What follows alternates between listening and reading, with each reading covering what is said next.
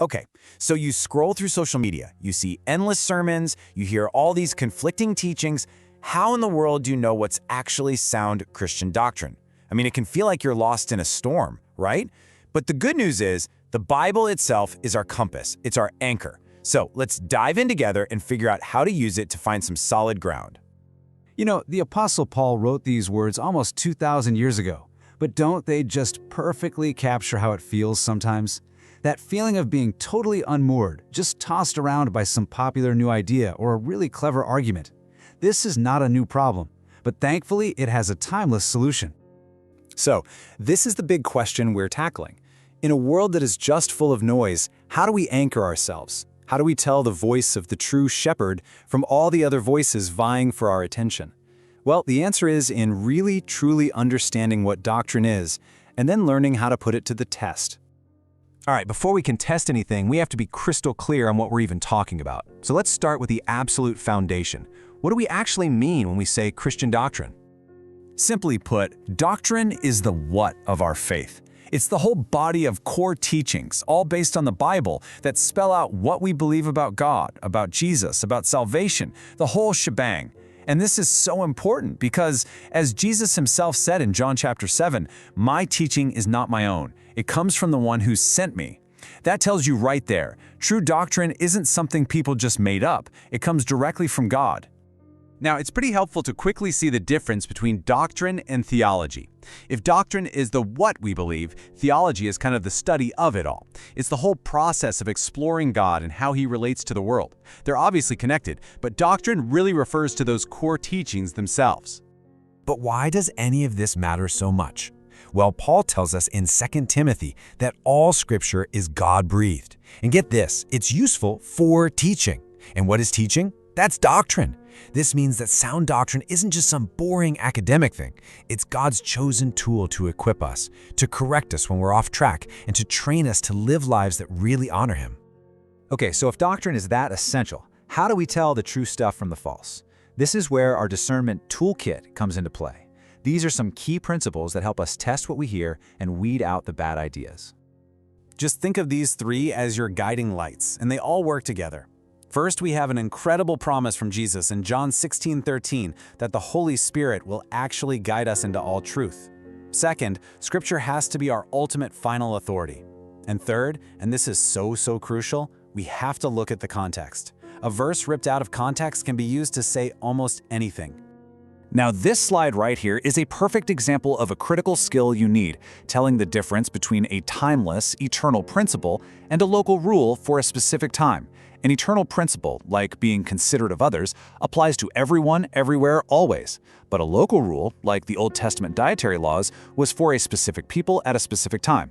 You know, confusing these two is probably one of the biggest sources of doctrinal error out there. So here's a key principle we've got to live by. Always let the Bible interpret the Bible. What God reveals later in Scripture often clarifies and fulfills what He revealed earlier.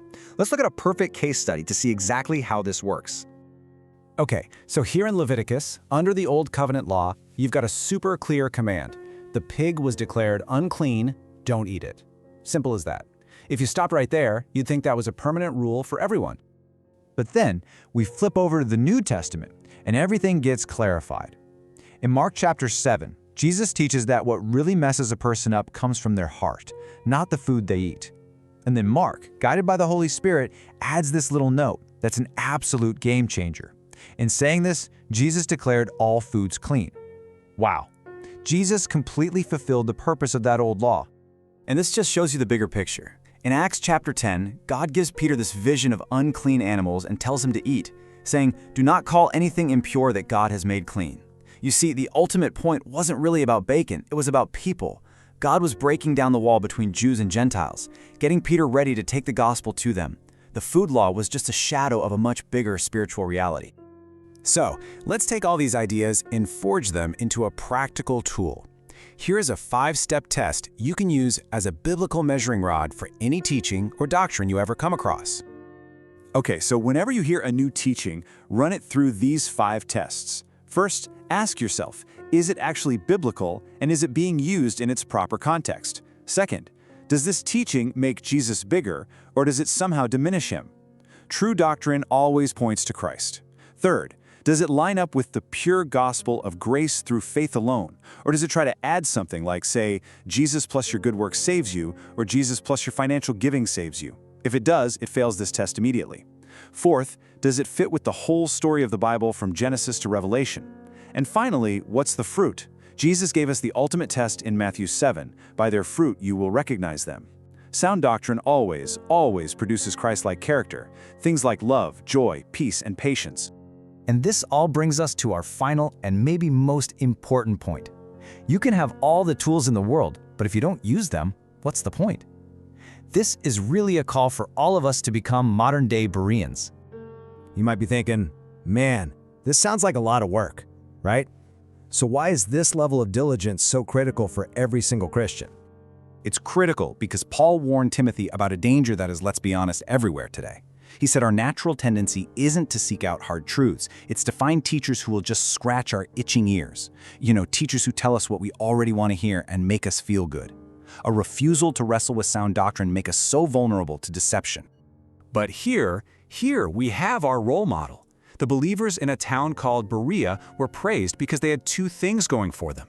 They received the message with total eagerness, but they also cracked open the scriptures every single day to check if what the Apostle Paul himself was saying was actually true. They were open-hearted, but they were also clear-eyed. That's the goal. And so we end with that challenge. This isn't just about spotting false teaching from a mile away. It's about knowing God more deeply, more truly, for yourself. The tools are right there in your hands. The model has been set for you. The only question left is, will you be like those noble Bereans and open the scriptures for yourself?